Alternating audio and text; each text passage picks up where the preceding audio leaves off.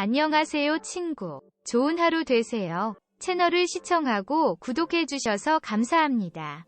우리나라 기술로 독자 설계 건조된 역대 첫 3000T급 잠수함인 도산 안창호함 KSS-은 잠수함 발사 탄도미사일 SLBM을 장착할 수 있는 국내 첫 잠수함으로 취역식을 갖고 해군에 인도됐다. SLBM 발사 잠수함은 미국, 영국, 프랑스, 스페인, 인도, 러시아, 중국에 이어 8번째다. 독일도 제외되어 있다. 1970년대 박정희 대통령이 자주국방이 시작한 이래 획을 긋는 진전이다. 장거리 탄도탄을 탑재한 것이 핵잠수함 SSBN-2고 원자력으로 추진되나 핵무기를 탑재하지 않은 것은 공격잠수함 SSGN 원자력 잠수함이다. 강대국의 원자력 잠수함은 모두 핵잠수함이다. 영국도 핵잠수함은 한 척뿐이다. 그래서 핵잠함이라고 하면 오해를 불러올 수 있기 때문에 우리는 원자력 잠수함으로 부르는 것이 좋겠다. 탄도 유도탄을 탑재한 원자력 잠수함은 핵 확산 금지 조약 NPT에 따라 한국이 보유할 수 없다. 이 체제는 상상할 수 없을 정도로 간고하다. 북한이 1993년 이후 NPT 잠정 탈퇴 선언 상태를 유지하면서 핵 개발에 착수. 1994 국제원자력기구 IAEA를 탈퇴하여 사찰을 거부하였다. 2003년 1월에는 NPT를 탈퇴하였다. 핵 비확산 조약과 이를 집행하는 IAEA는 방대하고 집요하다.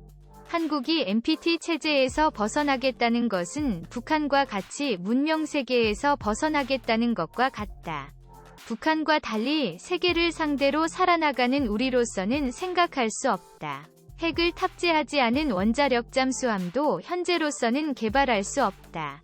한미 원자력 협정에 따르면 한국은 미국에서 제공받은 원자력 관련 기술과 자재를 군사용으로 전용한 잠수함을 건설할 수 없다는 것이 지금까지의 생각이었다.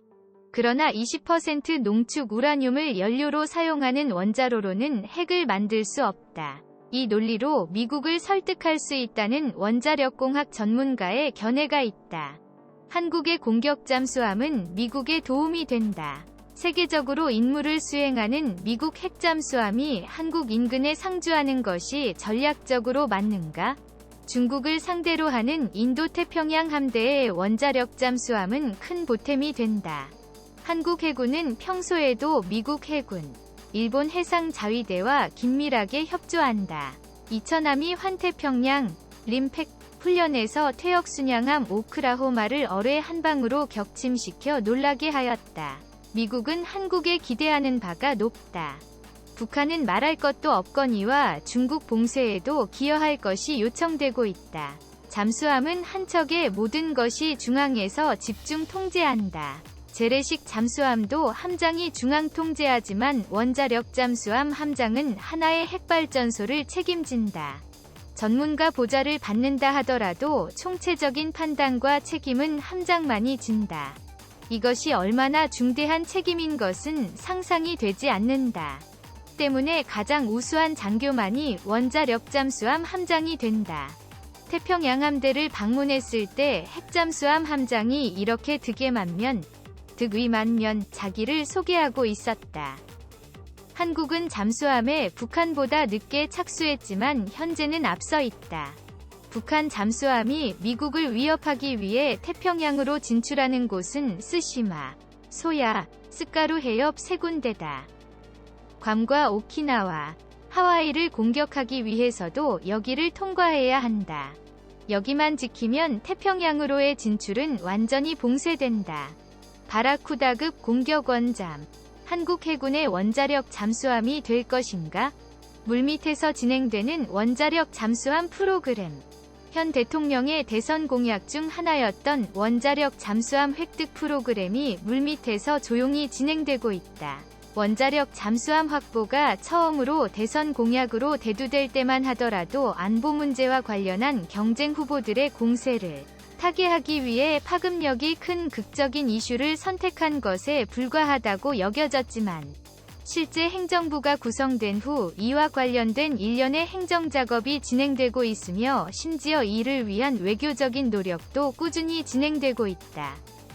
들리는 풍문에 의하면 프랑스 제작사는 한국에 4척의 원잠을 판매하길 바라고 있으나 두 척 판매, 두 척 면허 생산도 타협점으로 가지고 있다고 하나 아직은 어디까지나 희망 섞인 것에 불과하다. 결론부터 이야기를 하자면 현재 한국이 선택할 수 있는 유일무이한 현실적인 원자력 잠수함 확보 방안은 프랑스의 바라쿠다, 베라큐다 공격 원잠을 도입하는 방안이다. 그동안 다양한 매체를 통해 바라쿠다를 한국 해군의 요구에 부합할 수 있는 유일한 원자력 잠수함으로 몇 차례 거론된 바 있다.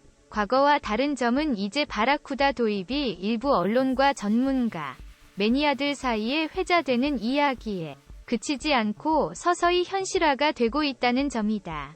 본고에서 후술하게 되는 이유로 한국이 국산 원자력 잠수함을 개발하는 방안은 현실성이 전무하며 이 때문에 원자력 잠수함 획득을 위한 연구 결과 해외 도입으로 기울어지고 있다.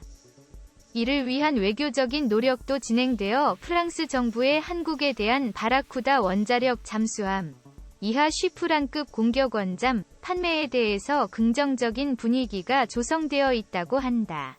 취재에 응한 관계자에 따르면 2017년 12월 당시 시점 기준으로 프랑스가 이에 필요한 외교적 지원에도 긍정적이라고 한다.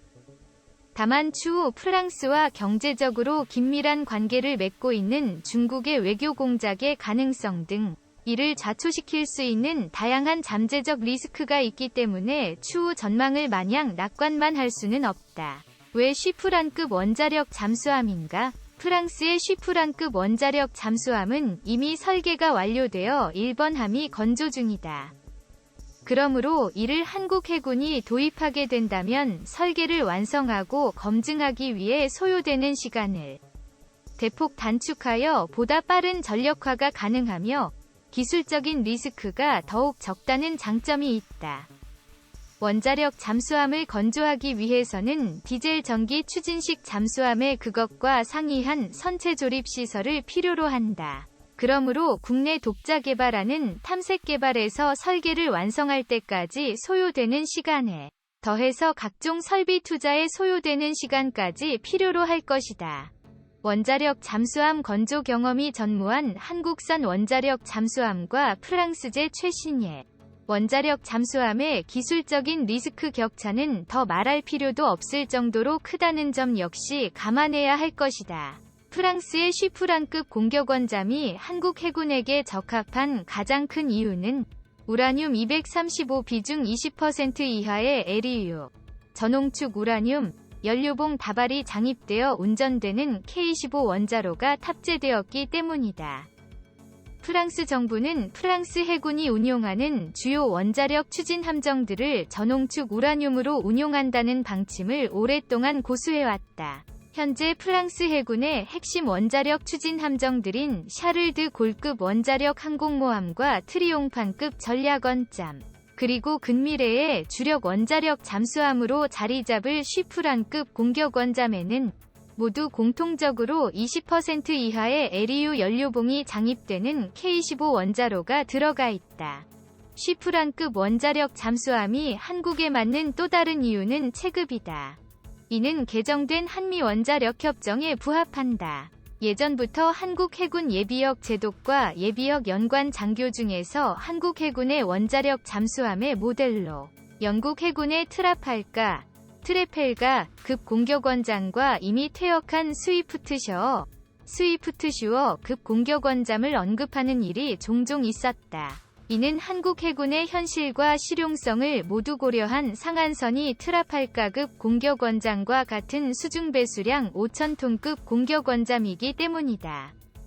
아메티스트급과 같이 수중배수량 3,000톤 이하의 소형 공격원잠은 내부 공간의 제약에서 비롯되는 승조원들의 스트레스 누적과 소모성 보급품 수용의 한계 등으로 인하여 원자력 잠수함의 장기간 작전 능력을 활용하는 것이 어렵다. 아메티스트급 공격원잠은 대형 디젤 전기 추진식 잠수함의 그것과 같은 최적의 원자력 추진체계와 대형 소나를 탑재함으로써 내부 공간은 3,000톤급 디젤 잠수함의 그것보다 더욱 협소하다. 반면 장기간 작전에 적합한 영국과 미국의 대형 공격 원잠들, 수중 배수량 7,000톤 이상은 한국의 역량과 국제 정치적인 여건 모두에 부합할 수 없다. 이 때문에 아메티스트급 공격 원잠의 최대 작전 기간은 50일 이내로 규정되어 있다. 그러므로 원자력 잠수함의 체급과 한국의 현실적인 여건 모두를 절충한 적정선이 수중 배수량 5,000톤급 원자력 잠수함인 것이다. 프랑스의 쉬프란급 원자력 잠수함은 수중 배수량 5,300톤으로 이 기준에 부합한다. 쉬프란급 원자력 잠수함에 적극적으로 자동화 설계가 도입되어 동급 잠수함보다 소요 인원이 적고 내부 공간 해석에도 최신 기법이 도입되었으며 기술의 발전에 따라 함내에 배치되는 주요 장비의 효율이 과거의 동종 장비보다 향상되어 소형화되면서 과거의 5,000톤급 원자력 잠수함들보다 승조원들에게 더 많은 공간을 제공한다는 점 역시 장점이라고 할 수 있다. 쉬프란급 원자력 잠수함이 정숙성이 우수할 것이라는 점 역시 간과할 수 없는 중요한 장점이다. 전술한 것과 같이 프랑스의 네이블 그룹은 원자력 잠수함의 정숙성과 관련하여 세계 정상급의 기술 수준에 도달하였다. 특히 아메티스트급 공격원장과 같이 소형의 원자력 잠수함을 정숙성이 우수한 잠수함으로 설계하는 어려운 작업을 성공시킴으로써 프랑스의 원자력 잠수함 정숙성 수준이 대폭 도약하였다. 그리고 트리옹판급 전략원잠을 개발, 건조하면서 프랑스의 원자력 잠수함 정숙성 설계는 정점에 도달하였다고 할 수 있다. 이는 프랑스 해군의 독특한 원자력 잠수함 운용 특성에 기인하는 바가 크다. 프랑스 해군은 전략원잠은 대서양 연안의 브레스트에 배치하며 공격 원잠은 프랑스 남부에 위치한 지중해 연안의 토울론에 배치한다. 지브롤터 해협은 매우 협소한 해협이기 때문에 이 해협 근처에서 매복한 잠수함이 해협을 통과하는 잠수함을 탐지하여 타격하는 것이 비교적 용이하다. 그리고 지중해와 대서양 사이에는 지브롤터 해협이 위치하고 있다. 실제로 냉전이 한창일 때에는 구소련 해군 원자력 잠수함이 지브롤터 해협 인근으로 여러 차례 잠입하였으며 현재의 러시아 해군 역시 마찬가지일 것이다. 이 때문에 프랑스 해군이 툴롱을 출항한 원자력 잠수함을 대서양으로 내보내서 전략원잠을 방어하는 임무에 투입하려면 지브롤터를 통과하는 동안 지브롤터 인근의 러시아 잠수함에 노출되지 않기 위한 높은 정숙성이 요구된다. 그리고 지중해의 프랑스 공격원잠은 흑해로 잠입하여 러시아 원잠을 감시하는 임무도 수행해야 한다. 이 역시 세계적으로 강력한 대잠 능력을 보유한 러시아 해군의 흑해함대 잠수함 기지 근처로 침투하기 위해 높은 수준의 정숙성을 필요로 한다. 프랑스는 1980년대에 디젤 장기 추진식 잠수함의 선형을 소형 원자력 잠수함으로 재설계하면서 이와 같은 요구에 부합해야 했다. 잠수함에 높은 정숙성을 부여하기 위한 각종 소음 감소, 차폐 대책을 도입하기 위해서는 여유 있는 체적을 보유한 대형 잠수함을 만들어야 하며 수중 배수량 3,000톤에 미치지 못하는 소형 잠수함의 원자력 추진 체계의 소음 차폐를 위한 방음 대책을 도입하는 것은 기술적인 난이도가 매우 높은 작업이다. 원양 작전을 위해 프랑스 공격 원잠 도입을 검토하던 캐나다 해군이 도입을 보류, 결국 냉전이 종식되면서 도입 포기한 것도 이러한 이유 때문이었다. 이 때문에 초기의 루비급 공격 원잠은 소음과 관련된 다양한 문제가 발생하게 된다. 이 문제를 해결하기 위한 방음 대책을 반영하여 아메티스트급 공격 원잠을 설계하면서 프랑스의 원자력 잠수함 방음 설계 기술이 대폭 향상되었다.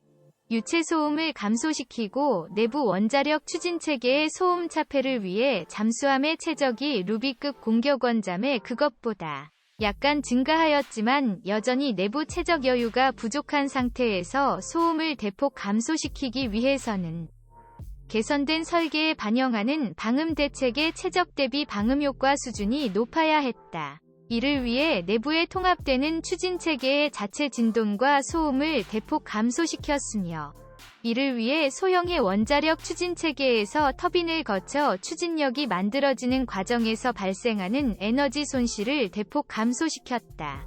즉, 추진기관의 효율을 향상시킴으로써 소형화된 추진체계에서 출력 확보를 위해 필요로 하는 기계적인 가동 소요를 감소시킴으로써 소음 발생 여지를 줄인 것이다.